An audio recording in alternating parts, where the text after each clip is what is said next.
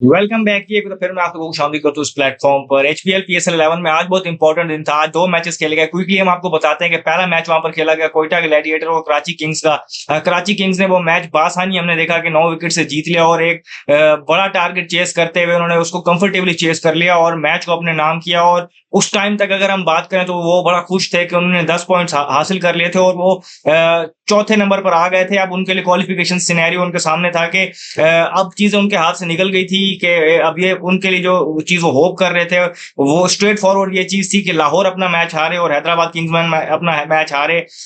या दूसरी सिचुएशन में उनका जो नेट रन रेट था वो इतना अच्छा नहीं था। तो उसको हम डिस्कस करते हैं उनके साथ क्या हुआ। तो पहले वहां पर कोयटा ग्लैडिएटर ने बैटिंग की और वो एक टाइम पर एक पहले ओवर में 2 विकेटें उनकी गिर गई थी, लेकिन उसके बाद वो थोड़ा सा गेम में हमने देखा कि उनको बहुत आगे ले गए वहां पर साउथ शकील और रायले रोसो ने 90 रन की इनिंग खेली। साउथ शकील ने वहां पर एक अच्छी इनिंग उनके साथ खेली, उनका साथ दिया वहां पर। लेकिन वहां पर हमने देखा कि towards the end Karachi Kings से बॉलर थे, स्पेशली वहां पर रिजवानुल्लाह की तारीफ बनती है जिस तरीके से उन्होंने वहां पर बॉलिंग की, वो अपनी टीम को वहां पर वापस लेके आए। तो उसके बाद हमने देखा कि गेम में कराची किंग्स वापस आ गई क्योंकि उन्होंने वहां पर उनको एक टाइम पर लगा था 210 220 तक जाएगा टोटल, तो उसको 196 बिलो 200 लेके आए। तो वहां पर हमने देखा कि फिर जब वो चेस करने आए कराची किंग्स वाले तो कराची किंग्स के चेज में कहीं भी कोयटा ग्लैडिएटर नजर नहीं। कोयटा ग्लैडिएटर की तरफ से बॉलिंग बिल्कुल ही जिसे कहते हैं कि ऑफ कलर नजर आई। वहां पर डेविड वार्नर ने पहले आज अटैकिंग इनिंग खेली, फिर हमने देखा कि वहां पर आकर रीजा हेंड्रिक्सन का साथ दिया। दोनों ने एक साथ मिलकर कोई 140 प्लस रन की पार्टनरशिप बनाई, दोनों ने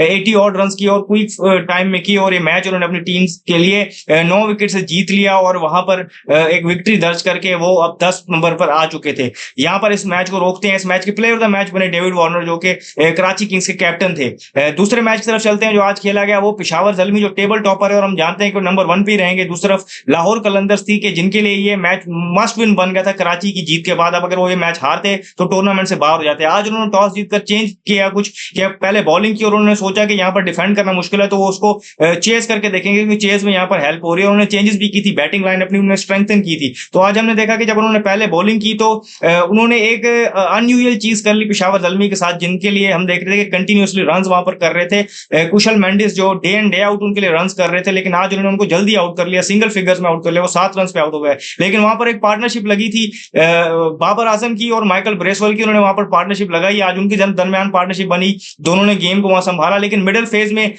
आप रिजल्ट देखेंगे मैच का तो आप वो देखेंगे कि जो मिडिल फेज था वहां पर उनकी पार्टनरशिप का, तो वहां पर थोड़ा सा जो उनका रन रेट था वो 7.5 का चल रहा था। कंसिडरिंग पिच देख के यहाँ पर आपको 9 या उससे अबव होना चाहिए था और आपको 220 230 तक देखना चाहिए था, लेकिन वहां पर वो उस तरीके से उसको मैनेज नहीं कर पाया। बाबर आजम ने 50 स्कोर की, 80 ऑड रन कर पाया। ब्रेसवेल जिन्होंने टुवर्ड्स एंड हमने देखा कि एक्सेलरेट किया, फिर वहां पर उनका साथ दिया इफ्तिकार अहमद ने भी, तो इस तरीके से वो टोटल को 199 पर ले गए।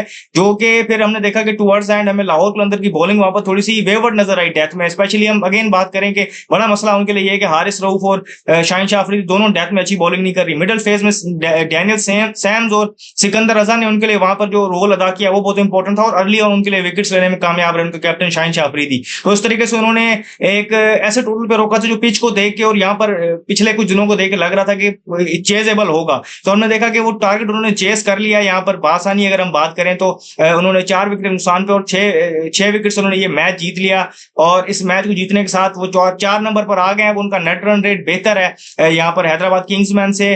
कराची किंग्स मैंने आपको बताया कि इस जीत के बाद लाहौर की कराची किंग्स बाहर हो गई। कोयटा ग्लैडिएटर अपना पिछला मैच खेलने के वजह जो उन्होंने हारा उसकी वजह से वो बाहर हो गई। कराची किंग्स ने मजबूरी तौर पर 10 मैच खेले, 5 हारे 5 जीते, 10 पॉइंट पे थे।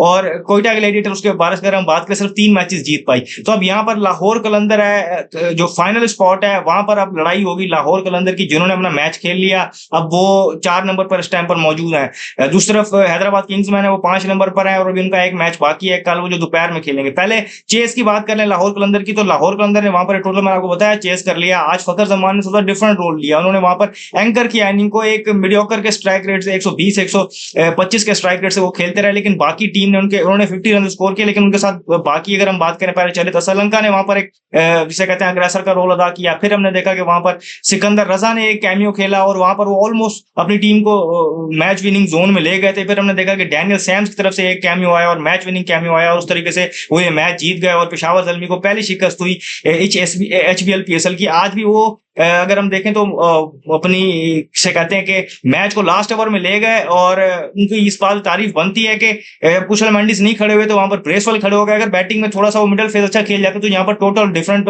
होता और फिर शायद आपको रिजल्ट डिफरेंट मिलते। आज अली रजा को भी थोड़ी सी वहां पर जिसे कहते हैं आपके कूट पड़ गई। आज उन्होंने बॉलिंग में चेंज करके एरन हार्डी को बिठा के खुरम शहजाद को लाया, उन्होंने इंप्रेस किया अपनी बॉलिंग के साथ। लेकिन ओवरऑल अगर वो कहेंगे तो जो लोग कह रहे थे उन्होंने टू अर्ली पीक कर लिया, तो शायद उनके लिए एक वेकअप कॉल और ये शायद उनको एक चीज हेल्प भी कर सकती है और उनका मोमेंटम तोड़ भी सकती है, तो उसको देखना होगा।